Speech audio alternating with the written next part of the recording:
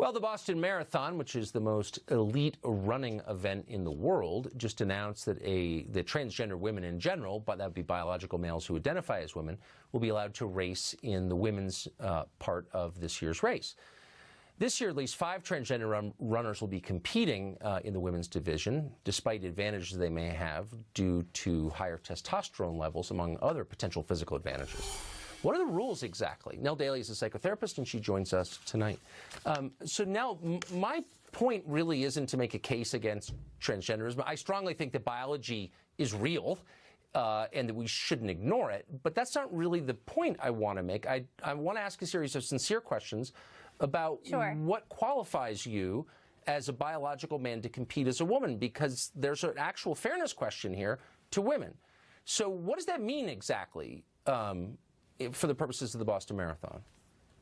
So what the Boston Marathon, it seems like to me, has done, and I've been reporting on transgendered athletes for a long time now, and I think what they did was they adopted the policy that was set forth by the U.S. Track and Field Committee, which followed what the the International Olympic Committee also set forth as to what to do with transgendered athletes. So they have, if you identify, let's say you're born a man, but you identify as a woman and you qualify as a woman, then you're able to compete as a woman on the day of the race. But you have to qualify and compete in the gender in which you qualified for, if that makes sense. It doesn't make sense, because it doesn't answer the basic question, which is, what are the criteria for qualifying as a woman? So why wouldn't, I mean, men have physical advantages that are inborn, that are biological, and so it puts them at sort of a great advantage over the women against whom they're competing. So how do I qualify as a transgender female athlete? Why couldn't any man say, I identify as a woman now, and beat a lot of women unfairly?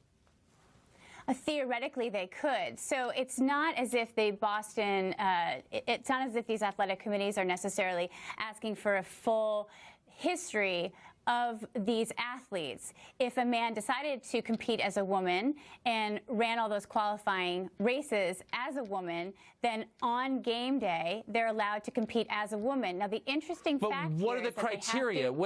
But what are the criteria? Like, how do we determine if someone's a woman for the purposes of competing in the women's event? Like, how do we, other than a person's word for it? Well, what they have historically, to do is you took a blood test. Well, so here's the issue. What they do is they ask for you to present a government ID. So it's what you identify as, not necessarily what you're born as. And where this issue gets a little bit more complicated, and will get more complicated as time goes on, is that states now are starting to say that people have the choice of being considered non-binary and checking that off on their government IDs.